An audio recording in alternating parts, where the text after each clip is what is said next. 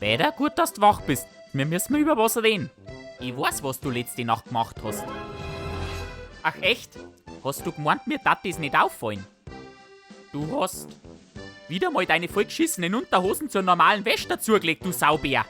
Also geh auf und wach sei, bevor der Fetzen Fiers kriegt. Ach, weißt was, du vergisst das ja sowieso. Geh ins Wohnzimmer und schaut Sportschau. Heute Mittag gibt's einen Schweinsbraten. Ich schrei da, wenn's Essen fertig ist. Okay. Peter, schnell, Kim, schau, was in der Zeitung steht. Radlertrinker in Obersiersbach. Was? Na! Scheinbar hat sich irgend so ein anreidiger Hund bei deinem Lieblingswirt der Radler bestellt. Ja, aber Kim, bei dem Bild von einem Mann und dem super realistischen Schnauzer kann man da schon mal drüber hinwegsehen. Ja, warum regt dir sowas überhaupt nicht auf? Das ist dein Stammkneipe. Ja, ist klar, ich diskutiere jetzt nicht. Ja, was ist das? Du stehst auf Mischgetränke. Ja, ich weiß, es tut mir leid. Wovon redst denn du? Das ist mein neues Buch. Du stehst auf Mischgetränke. 100 Tipps für den perfekten Cocktail. Du hast mir den Barkeeper Grundkurs doch sogar zu Weihnachten geschenkt.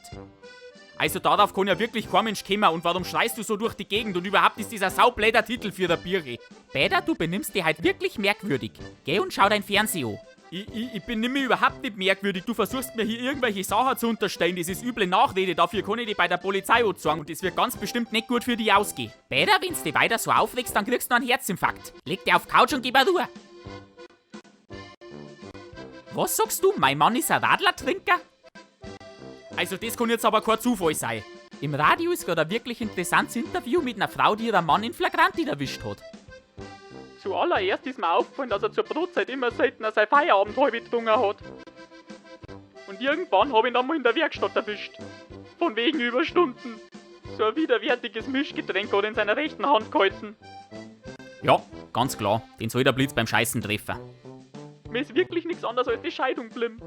Ja, das ist verständlich.